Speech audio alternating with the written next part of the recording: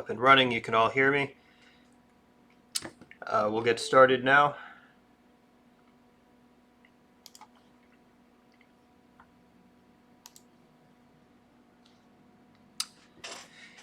All right, hello everybody. My name is Jonathan Weber. I'm the CEO of ASC2021 and Marathon Studios Inc. And today we're going to be going over my presentation on real-time cyber threats, daily hacking activity across the internet.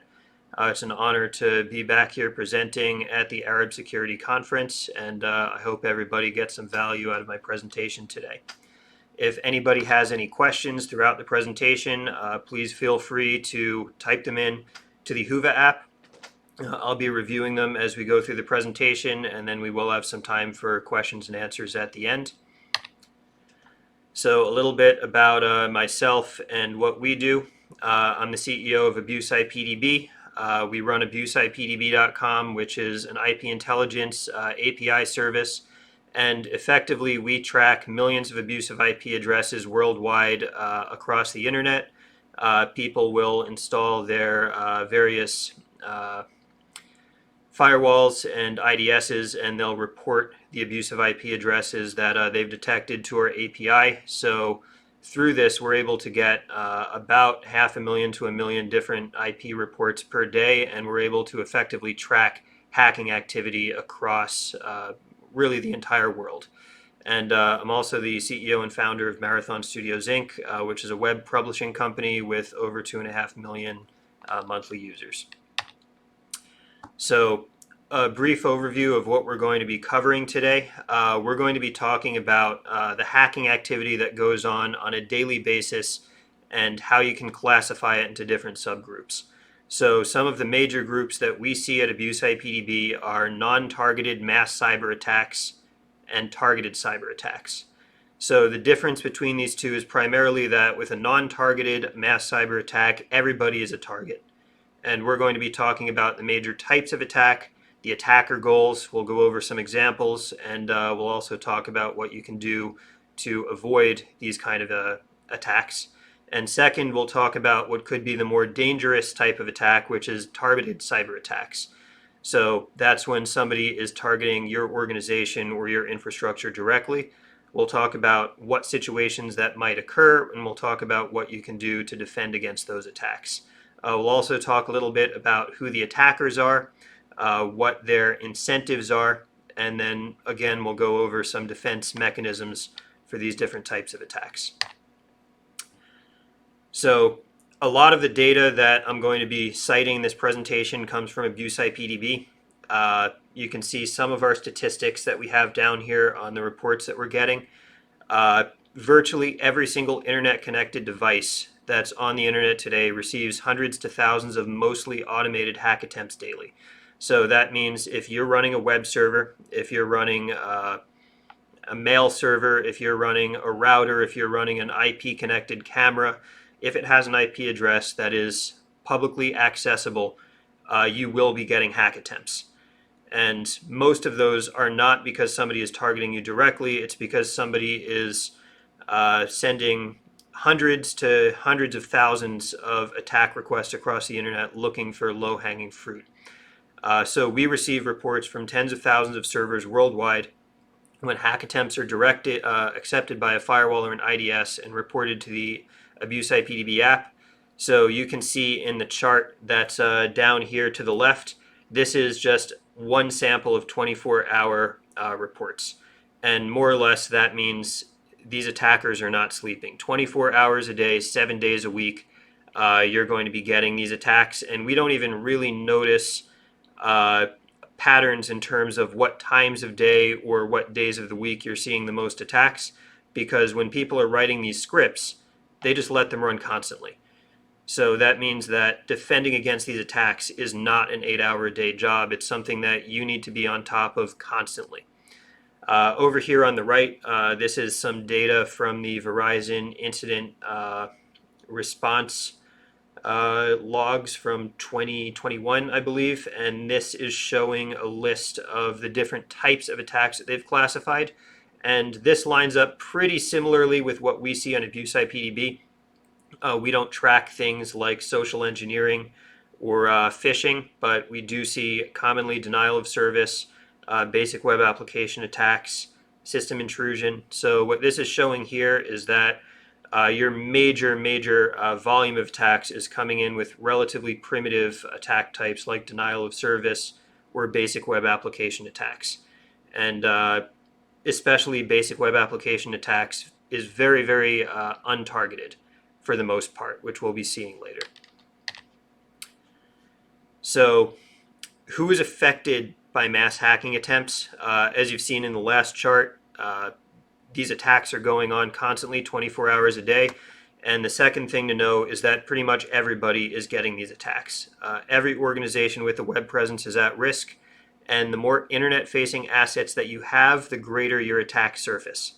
So that means that every single server, workstation, IoT device, etc., that you have in your computer network is an additional piece of front-facing infrastructure that these attackers can hack. Every single IP address is another IP address that's going to be getting all of these attacks spewed at them with a chance that something is going to hit. So think about your organization and think about the total number of devices and IPs that you have facing the internet. And you'll get a pretty good idea of what overall risk you have in facing these kind of attacks. So now we'll break it down into the two primary classifications of attack that you'll see. Non-targeted mass hack attempts, which is a non-specialized attack targeting broad swaths of the internet in search of vulnerabilities, and targeted hack attempts, which is specialized and sometimes tailored attacks that are targeted at your organization or industry. And both of these are worrisome. The targeted hack attempts are more worrisome, but we're going to talk about the non-targeted attacks first because these are much more common, and the vast majority of successful hacks that happen across the internet on a daily basis are the result of a non-targeted mass hack attempt. So that brings us into the next section of our presentation here. So non-targeted hacking attempts are the vast majority of the things that you're going to see on a daily basis. They're carried out by individual hackers and largely organized crime, and the main reason that they're carrying out these hack attempts is for some financially motivated reason. So the modus operandi is that scripts are going to be used to spray hack attempts over sequential or randomized IP ranges, and the vast majority of these attacks are going to fail or they're going to be blocked. They're going to be attempting attacks on your server that isn't even relevant for the kind of server that you have. For instance, you might have a Ubuntu Linux server and you're going to be getting Windows attacks targeted at you in many cases. However, they're going to be sending out so many of these to so many different IPs that they will make successful exploits. They will add those to a list of servers that they've exploited, and then they're going to find out how to further exploit or monetize those resources that they've taken control of. So some of the most common non-targeted attack types that you'll see are brute force attacks, vulnerability scanners, and resource scanners. So over here we have some samples of each of these attacks, and I'm also going to take you into some of our live server logs, and we'll see if we can find any of these coming in right now. So the first most common attack that you're going to see is a brute force attack. So attackers are repeatedly going to attempt to crack passwords for something that you can log into. Very often it's going to be your server, SSH brute force attacks. They may attempt to brute force into your app. If you have WordPress, for instance, they'll try to brute force your login page. If you have admin backends, they'll try to brute force that. And they're going to be using either full brute force, dictionary, or credential stuffing attacks. So a full brute force means they're just going to be going through a dictionary of common words and iterating through every single possible combination of passwords. So this is a very noisy attack. You're going to see your log files filled up with all of these failed attempts, and it should not succeed unless all of the following is the case. One, you have weak passwords. If you have a strong password, a brute force attack will take years and years and years, hundreds of years or even thousands before it could mathematically succeed. And second, you have no form of protection against your login. You need to have some form of IDS or tracker that's tracking all of these failed login attempts and is banning uh, these brute force attackers before they get to the point where they're able to guess a password. Dictionary is looking up common passwords. Maybe it might be password lists that have been dumped on the internet in the past and they're hoping that one of those works. It might also be standard passwords for different common apps. So something that you're going to see commonly is you'll see SSH brute force attackers who are going to be iterating through a list of maybe a few hundred common default usernames and passwords for SSH accounts that are created by various software that you might install on your server. So it's not just your passwords that need to be secure, it's the passwords that are used by any app or any service that has credentials on your server. And finally, the most successful potential route for brute force attacks is password stuffing. And this is where they have acquired hacked passwords that they're able to match to you from one of the many credential dumps that you can find on the internet. And they're checking to see if you are reusing any of those passwords on your servers. So this requires a little bit more work on the attacker's side, but it is much more likely to be successful because even though everybody knows that you're not supposed to reuse passwords, many people do. And I'm sure that there's still people in this audience right now who are reusing passwords in some areas where you might not, you might not supposed to do that. So definitely change that if you do. So you can see here we have a sample log file. This is an example of an SSHD attack. So it's going after SSH and they're trying to log in with the username Cyberdyne, which is, again, that's the default username for a popular service. And it failed the password. So this is an example that came from a report on AbuseIPDB. So you can see the IP address over here. 101.34.165.134. When we look this up in AbuseIPDB, this is not the only server that this individual or this team has attacked. They've been reported 192 times for doing the same thing. And actually here, no, it's Cyberdyne is the name of the server they were attacking, and it's www.adm, which is a standard user for a web server. So that's brute force attacks. Brute force attacks are very easy to notice. If you look in your logs, you will see them because a single brute force attack is going to be generating hundreds of log attempts, and you should very quickly be banning these individuals. There's free open source IDSs like fail to ban that you can set if somebody logs in and fails more than 5 times, for instance, their IP is banned for a certain amount of time. We'll go on now to the second primary attack that we see. This is vulnerability scanners. So these are extremely broad, this category here of vulnerability scanners, because they can be looking for known vulnerabilities in operating systems like Windows or different versions of Linux, server software like Nginx, Apache, IIS, or common web software like WordPress, Joomla, Drupal, different web forums. So basically that means your entire stack is potentially vulnerable to something that some vulnerability scanner could be looking for. So some examples of vulnerability scanners that have come around recently. Everybody here is familiar with the Heartbleed attack that was several years ago. That was able to release information in the memory of different servers based on a SSL issue.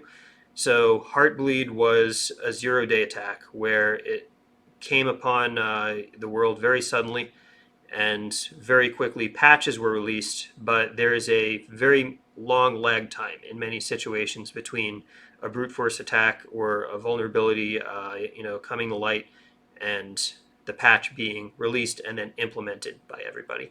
So you had scanners that would scan the entire internet looking for servers that were exploitable with the Heartbleed vulnerability, and you had some very major organizations and systems that were vulnerable and wound up being exploited. So here we have an example that is a little bit further up the stack. So if you look here, you can guess what this attack is going after. This is an HTTP GET request from an HTTPD log, and it is looking for a specific theme from WordPress, and it's looking for a style.css. And as you can see, this particular attempt was not successful. This CSS file was not there. But why were they looking for that CSS file? If you're familiar with web development, a CSS file is just instructions on how to display the information on the page. That has nothing to do with any kind of vulnerability that you could usually find. And the answer is they're fingerprinting here. So I looked up this particular theme, Clockstone, and it is not a popular theme, but there's still tens of thousands of users who use it.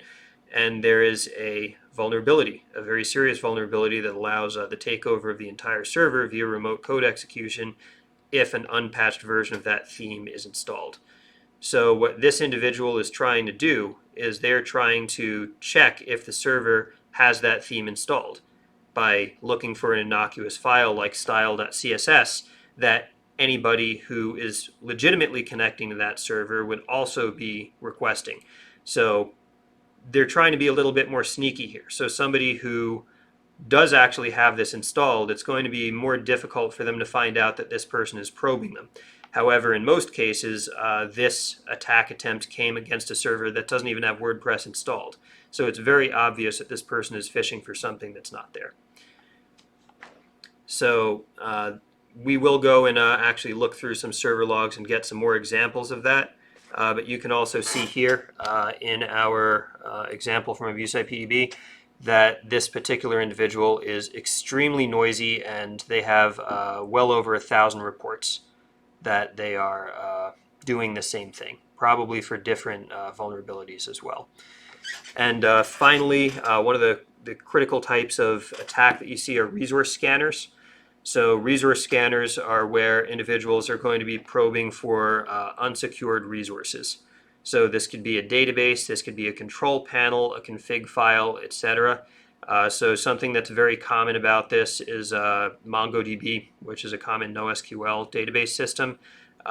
For some reason, it ships with no security by default, which means that anybody can log in without a username and a password. So it's very, very popular that hackers are going to go and probe on the common MongoDB ports, see if there's a MongoDB instance running, and then try to log into it. And in many, many cases, they will be able to find unsecured databases because that's the default, and then exfiltrate whatever data they find there. So there have been governments, major corporations that have had a lot of PII and other very, very vulnerable data exfiltrated just because they haven't unsecured their resources. So other things that they're going to be looking for are control panels. They might be looking for server control panels that give them access to the server. They might be looking for unsecured config files. They might be looking for backup files. So if you look at our sample here, this IP address was looking for the file .env in the root of a website. So again, it's very common to use a file .env when you're developing to store your credentials. So that's your usernames and passwords for databases, your secret keys in a .env file that should be stored away from the publicly accessible directory. But if an individual has misconfigured their server, you might be able to access that .env file. So that's what these individuals here are scanning for, is misconfigured servers that will allow them to access that. So you can even use Google to find stuff like this. Like you can go and you can search for web.config, .htaccess, .htpassword, .env, backup.zip. And you'll find these files that have people's live database credentials and other credentials for their servers on it. And if you have anything like that on your network, it's only a matter of time until somebody probes you and tries to find it. So before we go on to the next section here, I'm going to briefly go into one of our live servers right now. It's a little bit hard to see this, but I'm looking right now to see what attacks we might be experiencing today. So what I'm looking for is I'm looking for 404 not found. I'm looking for people who are looking for different resources that may not exist there. So basically I'm looking for people who are doing things that should not exist on our website here.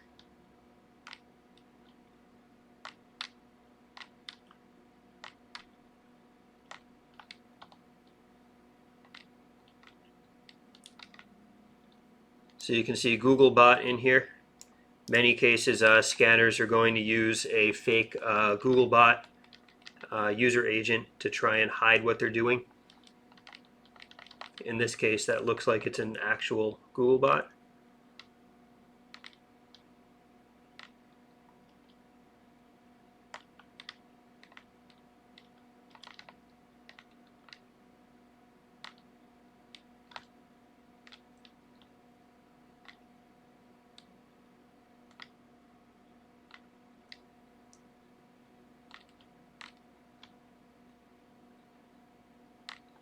So what I'll actually do is I'll make this easier. I'm going to grep it for a 404.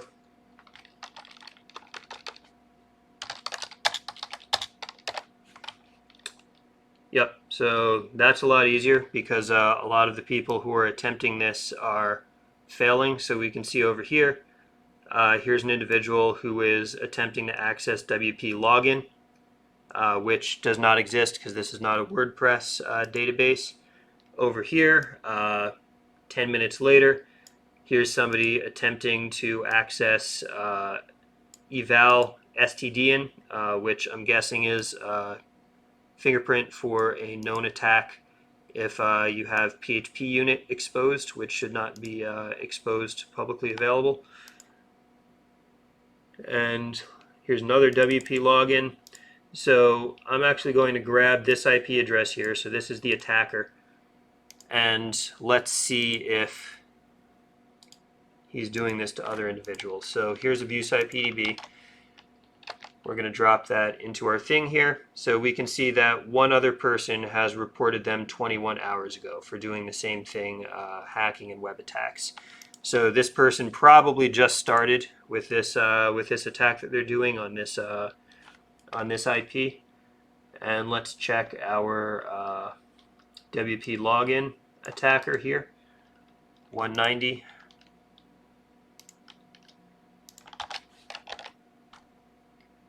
And we can see that this guy has also been reported, and we can see some reports that are going back into July. So this guy doesn't seem like he's a very high volume attacker, but he has been doing it for some time. And all of this is just this is just today's logs, and you can see all of these attacks that are in here. And this is a relatively new site. So I chose this one because this is not a server that should be attracting a lot of attention, but it very much is getting attacks on a daily basis. So what vulnerabilities do mass hackers target? The most commonly seen attacks are going to be going after well-known widespread vulnerabilities in universal software like operating systems. So the most common things that they're going to be going after, which you wouldn't see in those web logs, you would see these in the system logs, are going to be system level vulnerabilities. And the reason for that is because there's only so many servers, for instance, that are running WordPress, but every server is running an operating system. And there are kind of classic old vulnerabilities like Eternal Blue, which is CVE 2017-0144, that still even today account for high numbers of compromises. So Eternal Blue was a 0-day that came out in 2017. It was originally, I believe, a NSA exploit that was leaked. And here we're sitting 4 to 5 years later, and there's still hundreds of individuals who are getting compromised by this when a patch has been available for all versions of Windows for years. So specialized scanners are going to target servers known to be running certain software as well. So that's where your WordPress or your different servers come into play, and they'll attempt to exploit dozens of known vulnerabilities. So WordPress is also very notorious for this because it has an open plugin ecosystem. So anybody can go and build a PHP plugin. And with an open ecosystem like that, you're very, very frequently going to have vulnerabilities that are introduced. You won't generally have too many vulnerabilities that come into the core WordPress install, but there are many very popular plugins and themes especially that are responsible for these vulnerabilities. This method works because sysadmins are bad at patching vulnerabilities. So this is a Verizon statistic. 100 days after discovery, on average, only 48% of companies have patched a new vulnerability. So that's very bad because in 100 days, a lot can happen. And many of these individuals and organizations whose job it is to hack these servers, the moment something comes out, they're going to be building a script and they're going to be running it 24/7 within a week. And only 48% of companies having patched means that 52% are vulnerable. So I can give you an example for this.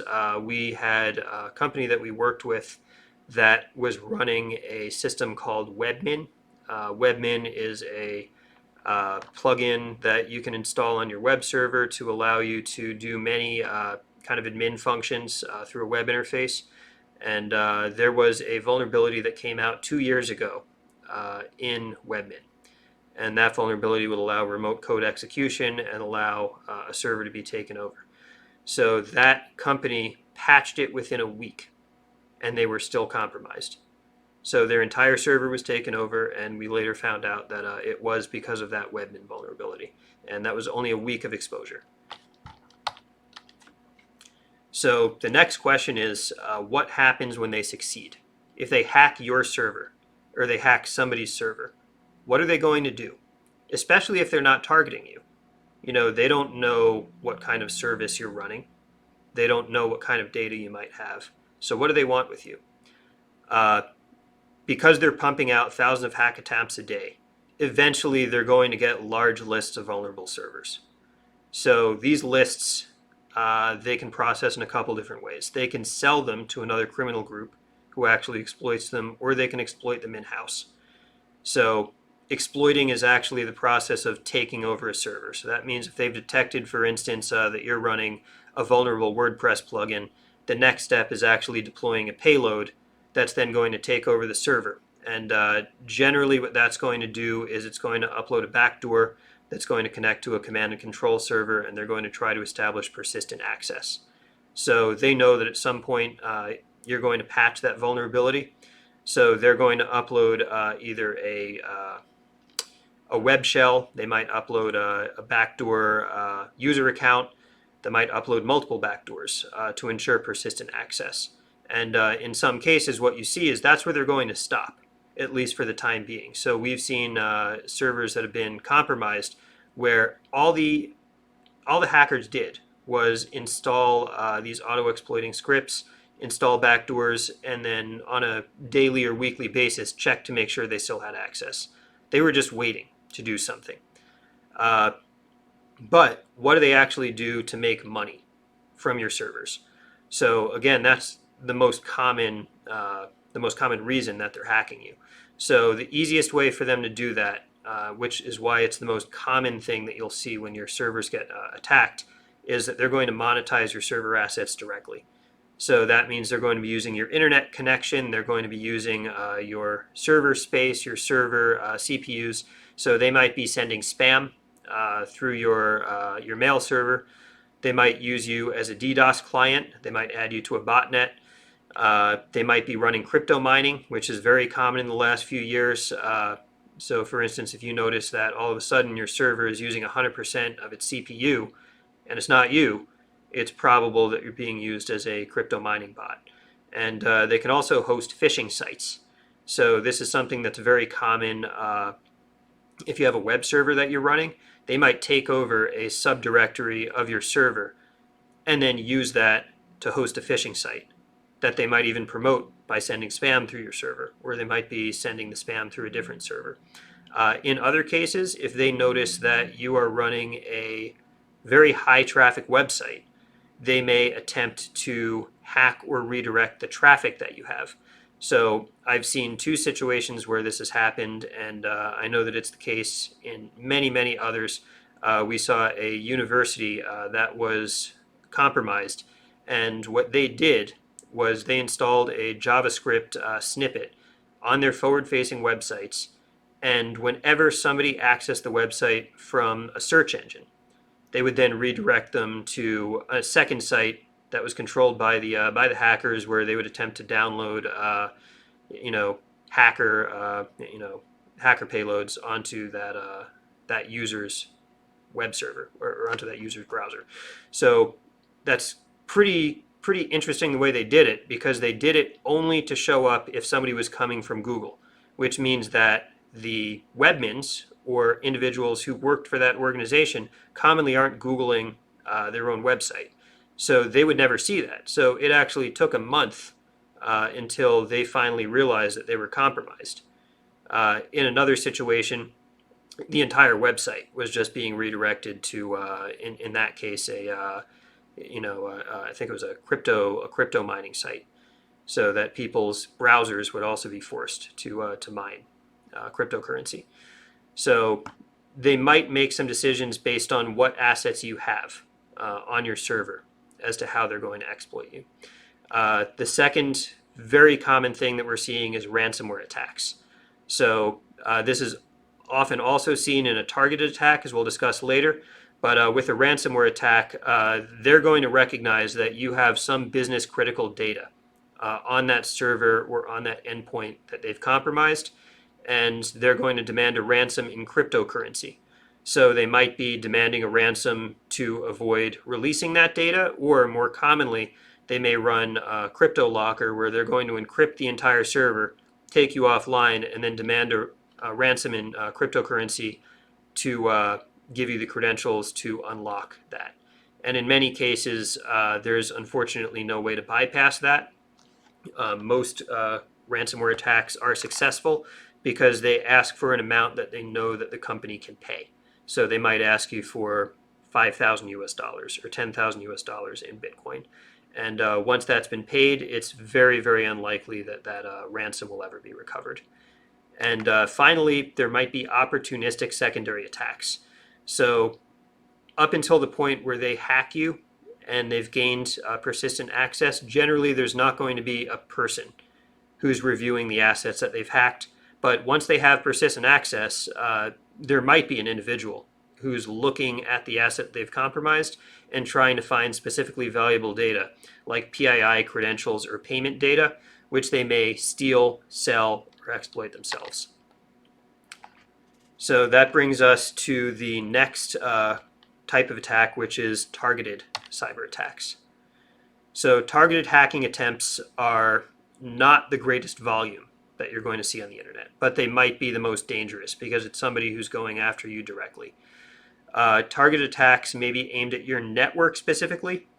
They might be trying to access specific resources or data that your company has, or they might be targeted at your specific industry or business segment, often with the goal of acquiring a specific type of data or a ransom.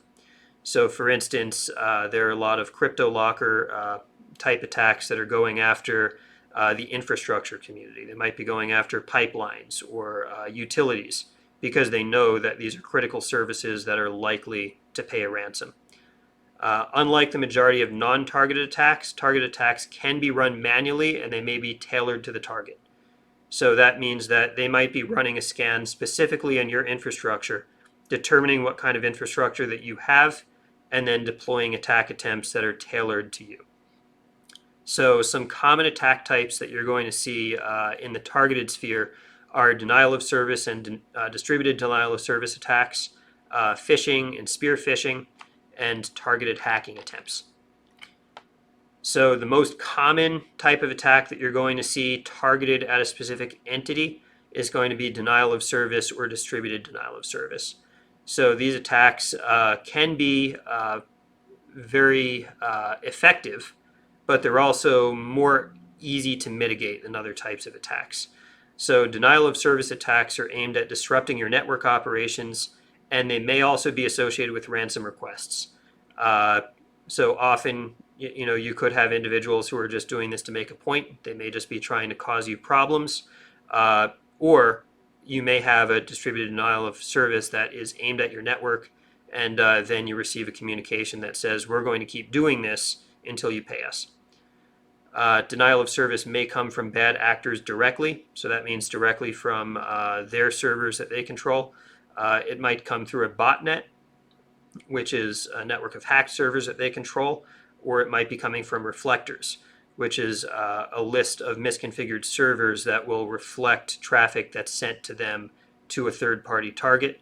And in the botnet and reflectors section, that can be much more difficult to mitigate than one that's coming from a bad actor directly, who's only sending the traffic from a few IP addresses. Botnets also come in different flavors. So some botnets are what's called residential botnets. So that means it's a network of hacked individual computers. It might be people's laptops, desktops, Internet of Things devices that are vulnerable. And the critical thing here is that it's going to be coming from residential IP addresses. So if you're running a publicly facing server, the traffic is going to look very, very similar to the legitimate traffic that you have coming across your network, which makes it very difficult to mitigate without blocking your own actual users. So denial of service attacks vary in size from relatively small to very, very large. The median denial of service attack size in 2021 is 1.3 gigabytes per second, and that's relatively small. So 1.3 gigabytes per second is about the same size as your average residential internet connection. So that's something that can generally be mitigated quite easily. So denial of service attacks can be mitigated with a couple of different ways. You can have redundant infrastructure and IDSs on your server level itself. That's going to help make sure that you can deal with spikes of traffic and also ban people who are repeatedly accessing the same resource. But most important is DOS mitigation software. So that's stuff like Cloudflare, which is relatively ubiquitous. It's not very expensive, and it's very, very effective at mitigating denial of service attacks. So since we have installed Cloudflare across the majority of our network, we've had no issues mitigating denial of service attacks. So that's something that if you as an organization have been experiencing these attacks, it's very, very important that you find and install some software to mitigate that. Second is targeted phishing attacks. So this is a bit outside of the scope of abuse IPDB, in that we generally don't receive reports of phishing attacks, because phishing attacks are something that is generally going to be hitting an email versus a server. But this is one of the most common attacks for somebody who is trying to take over a specific resource at a specific organization. So they can be aiming it at a specific person. They might be sending something to your procurement team and trying to get their resources, their credentials, so that they can log into their procurement software. Or they might be aiming it at any employee in a specific department or in your entire organization, just so they can get credentials that they can use to gain access to the network. So you also do have untargeted phishing attacks that are aimed at anybody, and typically these are going to drop malware. So that malware might result in a crypto locker attack against your organization, or it may just add the targeted computer to a botnet. Targeted phishing that's aimed after an individual or a company is generally going to seek specific credentials, and they have a specific goal with those credentials. And finally, targeted hacking attempts. So this is when the attackers are going to probe your network and attempt exploits that are tailored to the attack surface that they discover. They're going to be specifically looking up the software that you have and trying to find out what particular vulnerabilities there might be. And on top of that, and this is some of the most potentially dangerous, they're going to be looking at your custom developed applications, and they're going to be attempting attacks against that. So one of the things that you would note about the automated attacks is that they're not going to be aimed at your custom infrastructure. They're aimed at software that you're running, software that millions of people are running, so that they have the opportunity to find something in that sea of potentially misconfigured installations. But it's very, very common for developers to make security errors in their custom developed software, especially legacy software. You might have SQL injection, you might have command injection, you might have local file includes that can result in your passwords or your credentials getting dumped. You might have difficult to find misconfigurations, and a dedicated hacker, especially a hacker with development skills, who's looking at your infrastructure, is going to be able to find a lot of things that a mass scan will never be able to detect. So that's why this is the most dangerous kind of attack. It's quite possible that your organization will never have somebody specifically targeting it. But if it does, think about what kind of attack surface you have and what kind of vulnerabilities they might be able to find. So who are the attackers? Who are doing these untargeted and targeted attacks? So over here, this is a map that is from AbuseIPDB statistics page that's showing the physical locations of the IP addresses that are used in the majority of attacks. So this does not necessarily line up with the geographical location of the hackers, although there may be some correlation. But we see very heavy concentrations of abusive traffic and hack attempts that are coming from Russia, China, and the United States. So again, these are also some of the locations where some of the world's largest server farms are located. So in the United States, we see large amounts of automated hack attempts coming from Amazon AWS, coming from Google App Engine, coming from DigitalOcean and other hosting providers. These hosting providers are not friendly to these hackers, and when they find these attempts, they will shut their accounts down. But they're constantly going to be opening up new accounts and using compromised accounts to launch these attacks.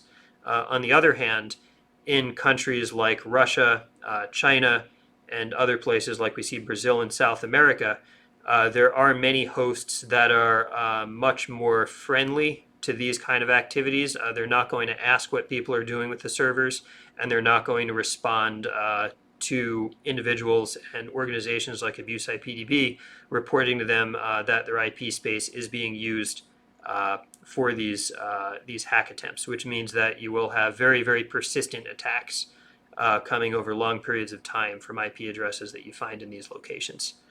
So who are the actual organizations that are behind these hack attempts? The vast majority of them, estimated at 80%, is some form of organized crime. So you will have crime networks that might be government affiliated in some organizations, or that might just be criminal elements. Commonly you're going to find this in Eastern Europe that are doing this for money. And you'll find these organizations are meeting each other on the dark net, and they're then exploiting and monetizing their assets. And they might also be involved in things like credit card scams, money laundering, cryptocurrency, stuff like that. You'll have a very, very minor subset that's going to be involved in state-affiliated attacks. For instance, you might have end users who just have a bone to pick with a specific website and are targeting that specific website or organization. But again, that's a small subset compared to the vast majority, which is organized crime. So now that we know what kind of attacks are coming in and who it is who's behind them, how do you protect your network? The most important thing that you can take away from this session is do not be the low-hanging fruit. Do not be the easy target. The vast majority of cyber attacks are aimed at the people who are easy to exploit. Usually it's going to be lax security protocols or practices, it's going to be configuration mistakes, and it's going to be other issues that are easily solved by a competent IT security professional, but just in those cases were not done.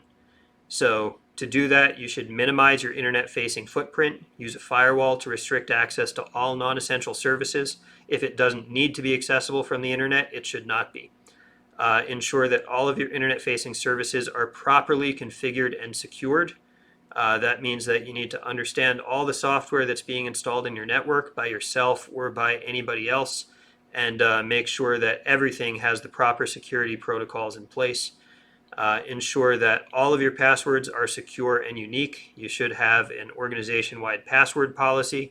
You should make people update their passwords on a regular basis, and you should make 100% sure that nobody is reusing their passwords across different services. You should maintain regular and secured offsite backups of all servers and data. If you do this, this is going to be your key to escaping from a ransomware attack, even if you're successfully exploited. If you have an offsite backup, you won't need to pay the ransom.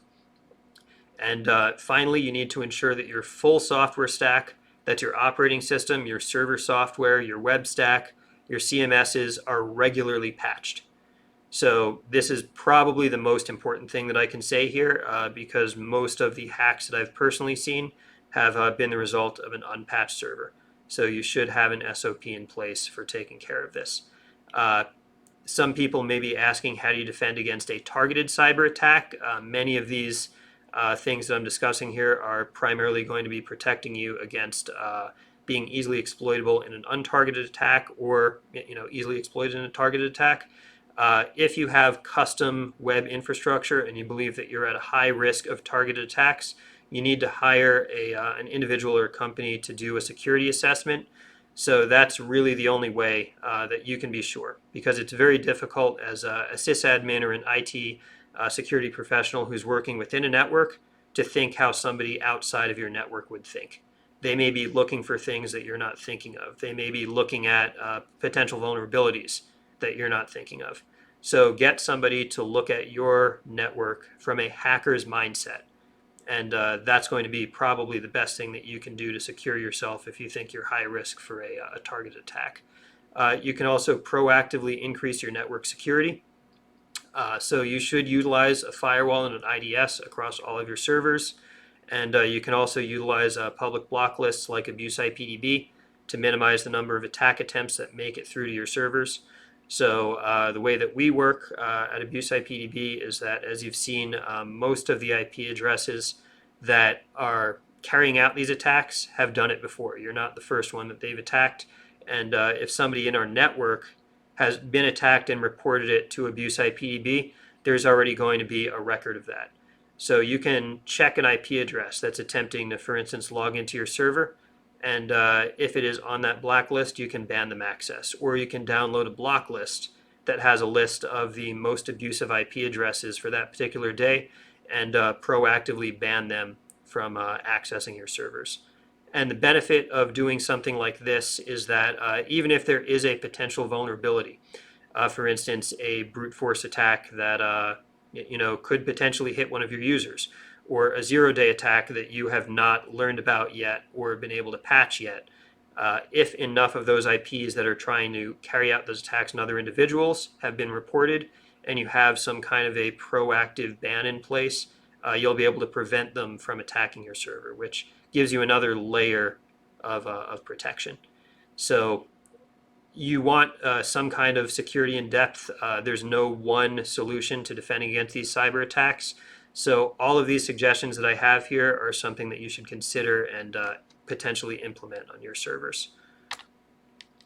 So that's all I have for you today. If anybody has any questions, please submit them through the app, and I'll be checking those momentarily.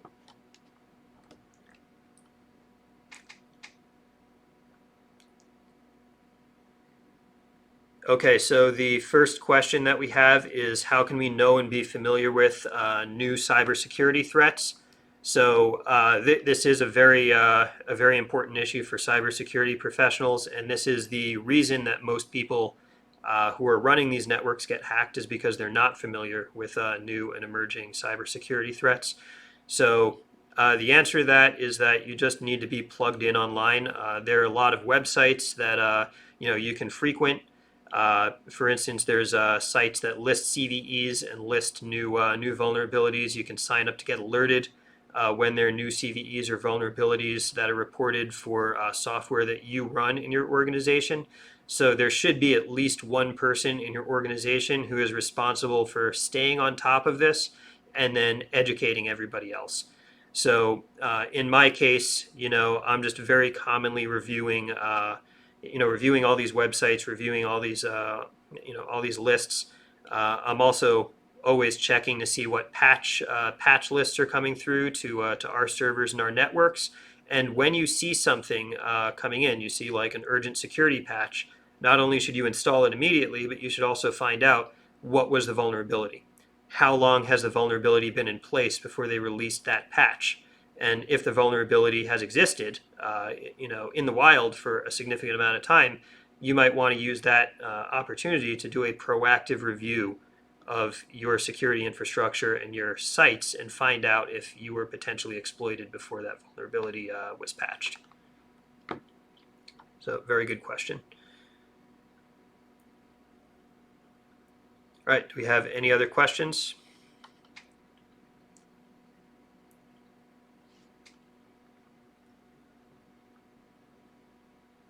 So we'll go over briefly the results of the poll. So it looks like we have about 60% of people who are saying that they've been the target of untargeted mass attacks, and we've had about 40% of people who say they've been hit with target attacks.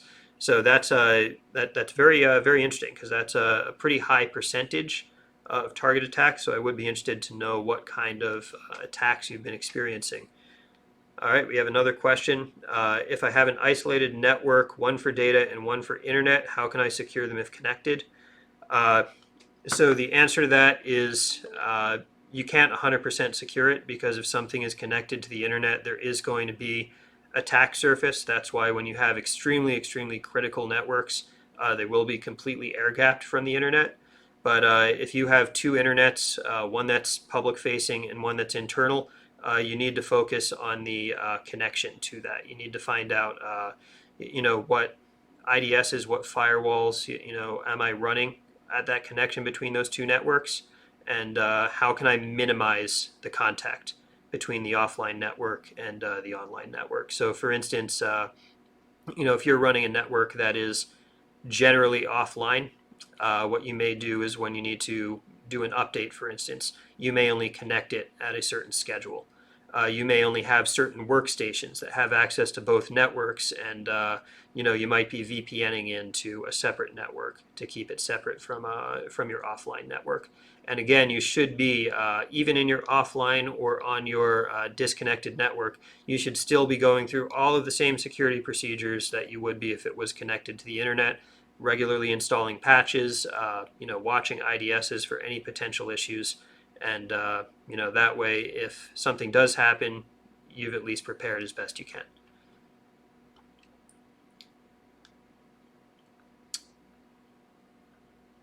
All right, we have another 5 minutes left, so if there's any other questions.